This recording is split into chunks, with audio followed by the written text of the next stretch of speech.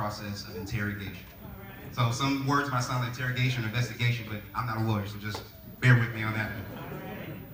So from the standpoint of the one being interrogated, that person is asked to give claims about a particular person or an event to prove the validity of their claims.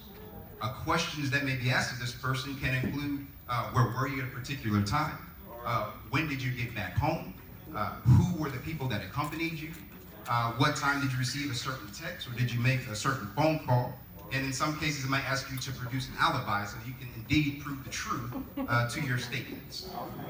For the people who are conducting this investigation or the interrogation, they must ask these very detailed questions so that no doubt can be left of the thoroughness of the investigation.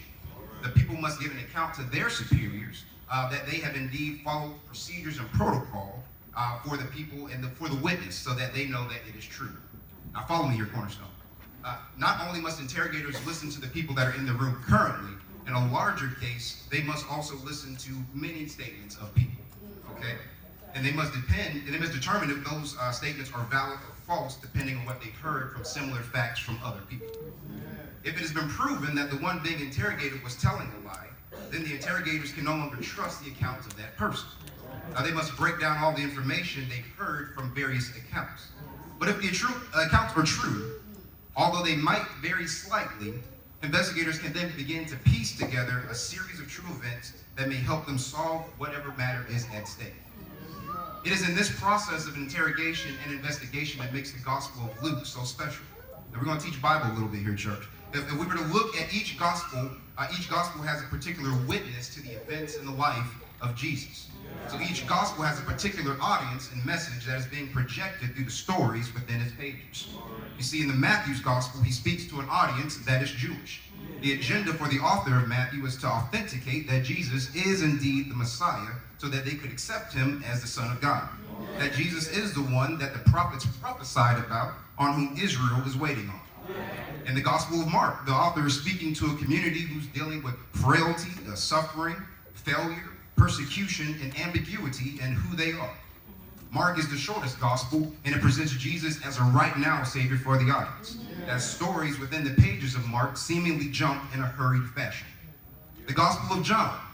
John makes a strong theological and philosophical statement about the divinity of who Jesus Christ is, and it appeals both to the heart and the mind of the intended reader. You see, John starts off with, in the beginning was the Word, and the Word was with God, and the Word was God.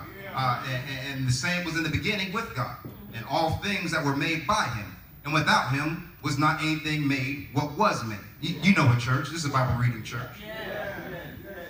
So now we come to the Gospel of Luke. The author of Luke's Gospel is speaking to a community that is Hellenistic in its social location.